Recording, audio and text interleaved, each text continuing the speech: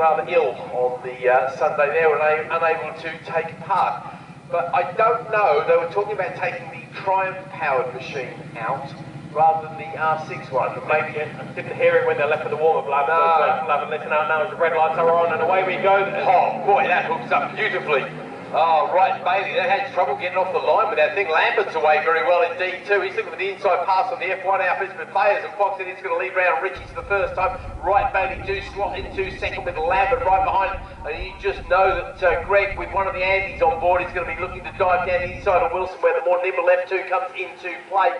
But Bayers and Fox out the front. We don't know if it's the R6. They were talking about putting the Triumph engine in, giving the 765 a good old run. It'll be interesting to see how they get on with that. We're not 100% sure which one is which, because obviously they were going to run it up in the paddock and make sure it was all working. We weren't able to see exactly what was going on there. But what I can do know at the moment is they've got a very healthy lead of probably half a second or so as we go into Agostini's. The skulls on the green machine of AW Racing there. Jim Bayers, Mark Fox come out of Agostini. That's going to be Chris Wright and Paul Bailey with the MT10 powered machine behind them, and we know there's no lack of speed between those two, of course, who are now our champions for 2024 in the F1 Sidecars. And the other one I actually need to check, mate, I'll let you call the racer a bit. I want to have a look at the points in the F2s, because I think that I can confirm it, actually, we worked it out last night, that Greg Lambert is indeed the F2 champion as well, because they managed to get enough of a gap over RJ Hancock and Daz Bevan there as well, because we've got 100 points left on the board, and they clawed it all back yesterday. So all good stuff, but Lambert, Haynes and Jevons are the F2 champions. But obviously they would like to beat the F1 champions around what is basically a power circuit here at Snetterton, wouldn't they? Yeah, it wouldn't be bad, would it? Sort of anyway. Down the back straight there, the Bemsee straight for the first time of 7, under the bridge, into Brundles and Nelson, not towards the one hole, but we'll pick them up very shortly indeed when we're back into our side. Coming around Corrals and it's that black and green, number 65 machine, the AW Racing Limited, with Jim Bayers and Mark Fox. Of course, they did take their first win yesterday, but you reckon this one will mean a little bit more.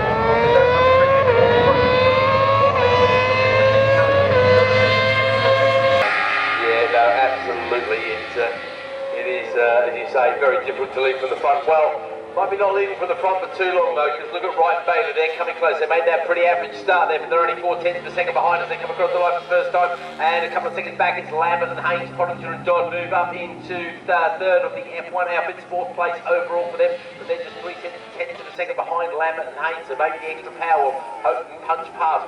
Buchanan and Evans, the Bullion Racing team there from down in Kent, they're a couple of seconds back. That's Wakely and Hilditch, Hancock and Bevan.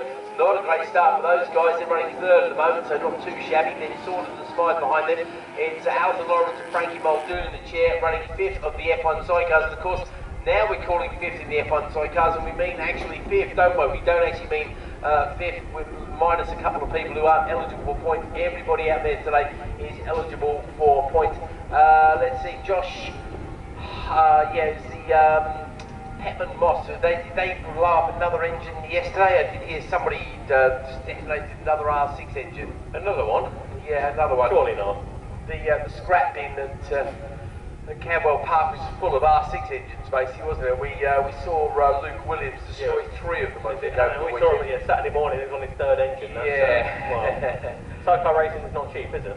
Not when you're paying sort of £4,000 or £5,000 for an engine to watch it go bang shortly afterwards. No, that definitely adds to the expenses. But fair play, Wright Bailey running the MT10 unit. Well, the other unit, of course, is coming on strong, and I know he's listening at home because he did actually text me a little bit earlier saying how much he's missing the racing. So you're basically a drug addict, you know you are. But Simon Gilbert, who unfortunately had the impromptu barbecue there at Camberwell Park when the Shield failed to live up to its name, and probably there wasn't a fire in the outfit. Simon's legs are a little bit further there, as we say the least. He's having a skin graft tomorrow, and hopefully all will be well with man.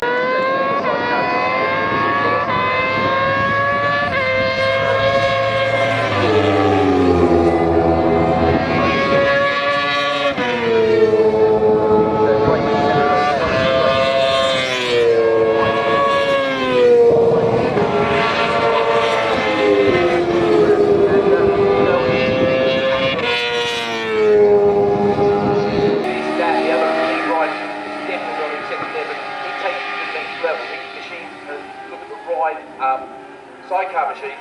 He has machined the brakes on those. But get this, he is looking at building his own 4-cylinder 500cc engine. Two-stroke, yeah, by the way, yeah. Just using modern technology, materials and everything like that as a sidecar power plant. That would be a remarkable thing, so hopefully he could debut it at the club here. We'd be the first to see such a creation in action if he manages to get it off the CAD-CAM design machine. Well, yeah, he's giving himself a bit of a rest, isn't he? He's not going to make the con rods, so he'll buy them. Yeah, he'll buy the con rods. Make the whole engine, but not that bit. Yeah, exactly. Do the rest of it quite happily. Absolutely brilliant stuff. Okay, meanwhile there's a race happening on the track. We're only a couple of laps into it, but it was Fayers and Fox who led by 7/10 of a second. So I thought Wright and Bailey were coming on fast and coming on strong, but Fayers and Fox seem to have the measure of them in this race. So I don't know which engine they're using. I'd love to know, but if it's the Triumph, then that'll be a very good test indeed if they can take it to its debut win under their arms. I know they're absolutely delighted yesterday to finally break the golden cherry and take home a couple of big medals. But we'll have to wait and see if they can do it for a second time. It'll be commonplace as it is. Will be Wright and Bailey out there, so those are winning so far. That Wright and Bailey have taken those 14-15 wins actually, including yesterday's effort. Fayers and Fox, yep, a grand total of 1 win to their name. It's Gilbert and Bolton who have taken 5 other wins, and basically when Simon's managed to finish a race, he's been first or second pretty much every time.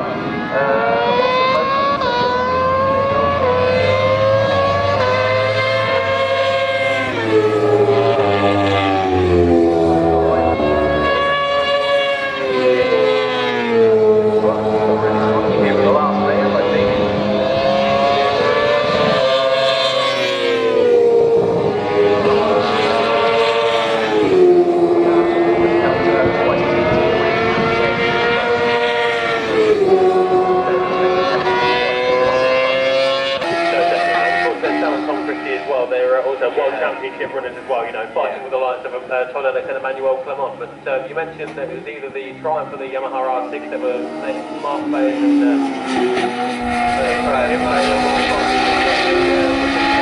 but it didn't sound very pleasing that they're in the came across the line. So it's probably the Yamaha R6 that they're still piloting here today. I'll bow to your knowledge as a Triumph triple owner of what they sound like being screened on the red line as you regularly do with your machine, don't you? Oh yeah, 5,000 revs change gear, that's me. Yeah, I'd probably take my triple to a bigger rev than yours, and mine ain't built to rev, that's for sure. Either way, it doesn't matter what they're running beautifully at the front, and as you say, this will be a straight clean win. It'll be a pole, a lights the flag victory if they can keep this pace up for another 3.5 laps. We're about halfway into the race. They're doing a great job. Obviously, Wright and Bailey have got nothing to prove. You're the champions. You know, you don't need to push it and risk it. And obviously, they wouldn't mind taking another win, of course. But unfortunately, that's looking less and less likely as the leaders make their way down the back straight. Greg Lambert, well, we confirmed them yesterday as the champions in F2. They have been passed by Pottinger and Dodd there on the F1 outfit. And then it's now Hancock and Bevan there. So it's RJ Hancock, Rob Hancock, what you like. And Baz Bevan, B-Band, or whatever we want to call Baz this weekend. To see him in the presentation last night as well, with a great passenger. Taking one ton sadly, they looked on for a win at that point as well. That was the annoying thing about the down there. They were on their first win on the season. They took up 20 second places.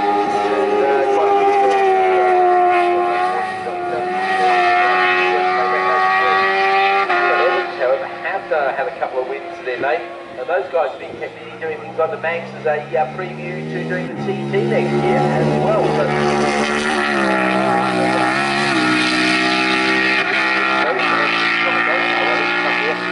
some early points of the season, just to be able to get the signatures on their licence, they need to compete at the TT. So we see all sorts of people coming over.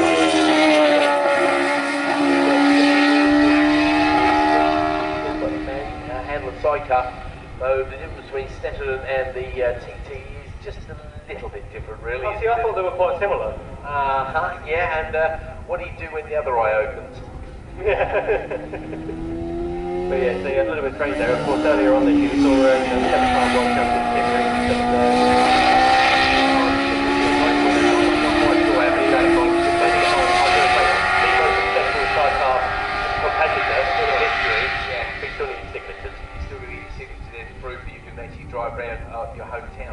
Yeah, pretty much, yeah. Hales and Peel, which is only just off the track there in the Isle of Man. Well, looking at a bit of a battle going through Oggies there actually, and that looks like the battle between Hancock Bevan with Buchanan and Evans right behind them. Let's keep an eye on that one. We've only got about 3 laps left, or 2.5 laps left in this race. That seems to be the main battle of the track, and of course that is for second place.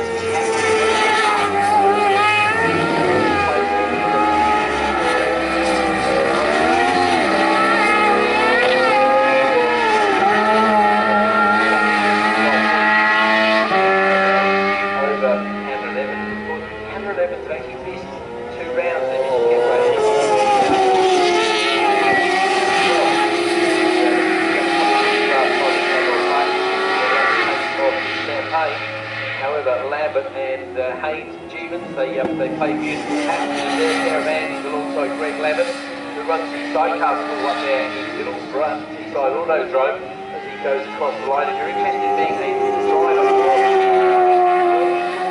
to go, you say there's somebody coming over from America to learn the tricks of the trade there. So if you're interested in getting involved with sidecar racing, please do find Greg in the paddock, have a chat with him. More than happy to help the line great job opening up a gap between themselves and Buchanan and Evans to about 1.1 seconds. We're running out of laps now, just a couple of laps left in this race. Lawrence and Muldoon have moved up to be 4th of the F1s there. They went past Wakely and Hilditch last time round. I think it's going to be a little bit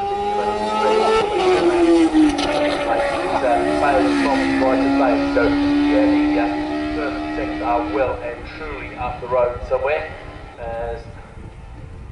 Different sounding outfit there. Oh, is that a 6 sounding outfit or just a twin or something? No, I think it's a twin cylinder machine. That's the number 96 of the Gales. Okay, so someone it's a KTM engine or something like that that Dave Montague was playing with as well. Yeah, listed there is an Ironton chassis for a KTM 79. KTM, yeah, but it sounds KTM.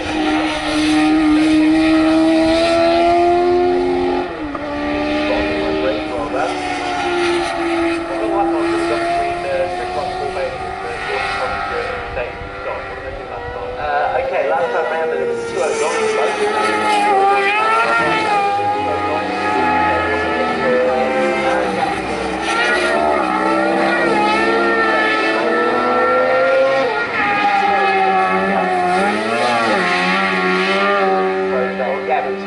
Though it's 2:08.5, so they're going half a second quicker than anybody at the moment. Gordon Pottinger and Dave Dodd, they were around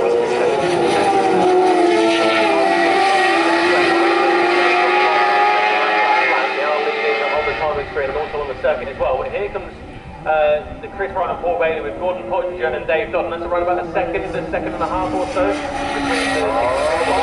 seconds, yeah, so if you say a second and a half, reach you right in the middle there, that's perfectly well done, my friend.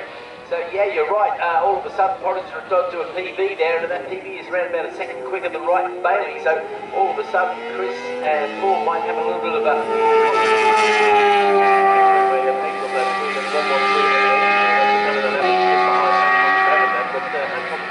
just behind, got in the slipstream, and they're pulled side by side, and there wasn't a lot of spare time actually between the grass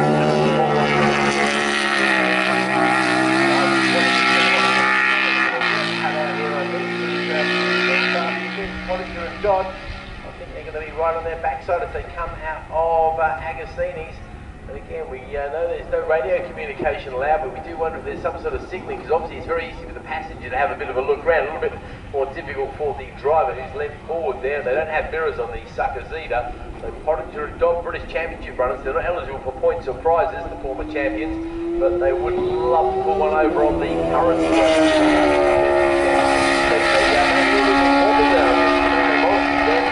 slip for the Pottinger John outfit. So they've lost 2 or 3 lengths of the machine.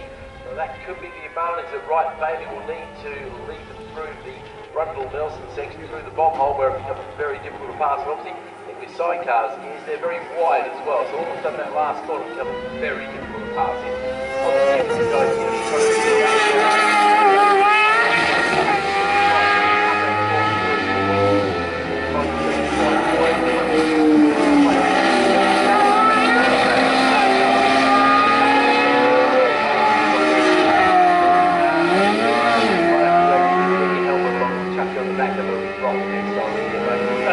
We'll be saying lap record.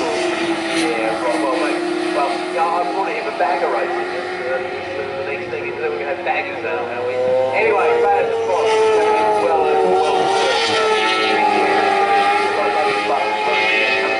right, Bailey, do indeed hang on for a second ahead of Pottinger and John. Yeah, rolling out of the 210, 211, 213. Labatt and Haynes there with 213 as well. They rolled right out of it. They knew they didn't have to rush across the line, but another F2 victory to absolutely pour the finalisers cement on their wonderful season. Then it is Lawrence and Muldoon. So fourth place there for Alison and Frankie. And it's RJ and Baz who finished second on the F2s ahead of Helen and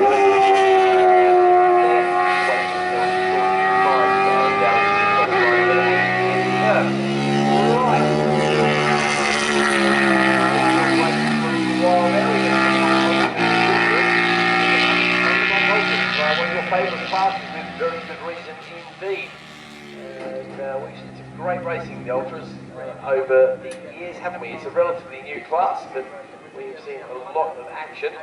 Certainly the Thunder Bike Extremes. Now I think, again, this is another one I have been doing the maths on as we go, because we came into this round with 138 points advantage.